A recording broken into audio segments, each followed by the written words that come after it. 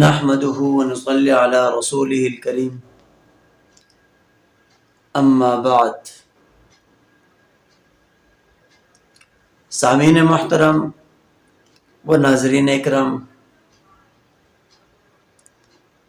آج ایک اہم مسئلے پر اور ایک اہم عمل کے بارے میں بات کرنا چاہوں گا۔ وہ یہ ہے کہ تقریباً ہر دوسرا بندہ ہمارے پاس آتا ہے یا ہر دوسری تیسری کال آتی ہے اور یہ کہتے ہیں کہ ہماری کوئی چیز گم ہو گئی ہے یا چوری ہو گئی ہے، تو اس کا کوئی حل بتاؤ۔ بعض لوگ کہتے ہیں ہمیں چور بتاؤ، ہماری چیز کیسے گم ہو گئی، کون لے گیا ہے۔ تو برائے کرم سب سے پہلے تو کچھ چیزیں ہیں اس پر تھوڑا غور کیا جائے اور احتیاط کیا جائے۔ ایک تو جو بندہ جس کی کوئی چیز گم ہو جاتی ہے یا چوری ہو جاتی ہے، وہ آلریڈی پریشان ہوتا ہے، اور جب پریشان ہوتا ہے تو لوگ اس کو کہتے ہیں کہ آپ جاؤ کسی عامل کے پاس جاؤ یا کسی پیر کے پاس جاؤ، وہ آپ کو عمل کرے گا یا آپ کو چور بتائے گا۔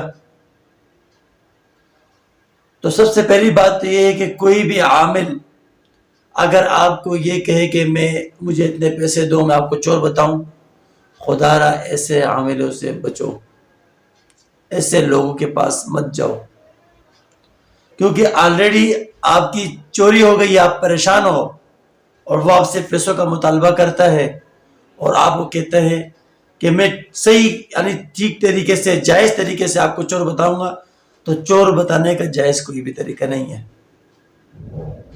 اور اگر کوئی بزرگ ہے تو پہلی بات تو یہ ہے کہ کوئی اگر بزرگ ہوگا وہ آپ کو وظیفہ ضرور بتائے گا، عمل بتائے گا، اور اس وظیفے کی برکت سے آپ کو خواب کے اندر آپ کو دکھایا جائے گا، آپ کو چور اللہ پاک آپ کو دکھائے گا۔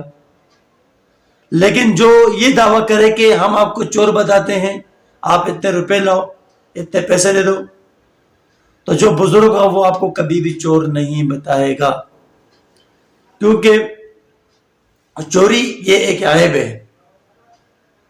اور نبی کریم صلی اللہ علیہ وسلم کی احادیث ہے جس کا مفہوم ہے کہ آپ کسی کے اندر بھی عیب دیکھیں تو آپ اس پر پردہ ڈالو۔ جب آپ دنیا کے اندر اس کی ایک عیب کے اندر پردہ ڈالو گے تو کل قیامت کے دن آپ کے 100 عیبوں کو چھپایا جائے گا۔ تو یہاں سے معلوم یہ ہوا جو اس حدیث پہ عمل کرنے والا ہوگا، جو بزرگوں کو وہ حدیث پہ عمل لازمی کرے گا، جو حدیث پہ عمل کرے گا وہ آپ کو کبھی بھی کسی کا عیب آپ پر نہیں کھولے گا۔ اور بعض تو ایسے ہوتے ہیں کہ کہتے ہیں اتنے پیسے لاؤ، ہم کو چور بتاتے ہیں، جب آپ اس کو پیسے دیتے ہو کہتے ہیں شک کس کے اوپر ہے، تو کہتے ہیں پڑوسی کے اوپر شک ہے یا فلاں رشتہ دار کے اوپر شک ہے، تو کہے گا وہی ہے، جاؤ۔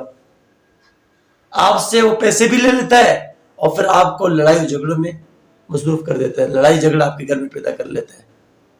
تو اس لیے تو آج میں عمل بتا رہا ہوں، تو یہ عمل کریں، اور اس عمل کا بہت بڑا فائدہ ہے۔ آپ کی کوئی چیز گم ہو جائے یا چوری ہو جائے تو اس کی مالیت کو دیکھو، اگر وہ چیز کم ہے، زیادہ قیمتی نہیں ہے، تو آپ 313 مرتبہ انا للہ و انا الیہ راجعون یہ وظیفہ رات کو 2 رکعت صلاۃ حاجت پڑھ کے نفل پڑھ کے اس کے بعد یہ وظیفہ آپ نے کرنا ہے۔ وظیفے کے دوران آپ نے کوئی بات چیت نہیں کرنی ہے، اور اس کے فوراً بعد آپ نے سو جانا ہے۔ اور اگر جو آپ کی گمشدہ رقم یا چیز بڑی مالیت میں ہے تو پھر آپ اس کی تعداد 1100 مرتبہ کریں گے۔ 1100 مرتبہ ترتیب یہ کہ 2 رکعت نفل پڑھ کے اس کے بعد آپ نے 1100 مرتبہ یہ وظیفہ کرنا ہے، اور کسی سے وظیفے کے دوران بھی بات نہیں کرنی ہے اور وظیفے کے بعد بھی بات نہیں کر کے سو جانا ہے۔ یعنی آپ اپنے سارے کام جتنے بھی کام کاج ہے وہ سارے آپ کر لو، نمٹا لو. جب آپ سونے کے لیے جائیں تو اس سے پہلے آپ نے 2 رکعت نفل پڑھ کے پھر آپ نے یہ وظیفہ کر لینا ہے اور پھر آپ نے سو جانا ہے. تو یہ عمل آپ 3 دن یا 7 دن 11 دن یا 41 دن تک آپ نے یہ عمل جاری رکھنا ہے. اور جب تک آپ کو خواب نہ آئے، آپ کو خواب آئے گا اور خواب کے اندر آپ کو دکھایا جائے گا. اور اگر آپ کو خواب نہ بھی آئے تو اس وظیفے کی برکت سے یہ ہوگا کہ جو آپ کی چیز گمشدہ چیز ہے وہ واپس آپ کو مل جائے گی. اگر وہ آپ کو واپس نہیں ملی تو وظیفہ کی برکت سے اللہ تبارک و تعالی آپ کو اس کا نعمت البدل عطا کریں گے. یعنی اس کی جو قیمت ہوگی اللہ تبارک و تعالی آپ کو عطا کر دے گا، یا وہی چیز آپ کو کہیں اور سے آپ کو انشاءاللہ ضرور ملے گی. تو اس لیے کسی ایسے عاملوں کے پاس مت جاؤ جو آپ سے پیسے لیں یا چور بتائیں.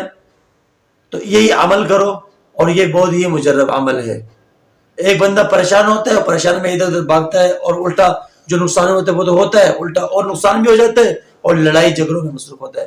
اللہ تبارک و تعالی میری اور ہم سب کی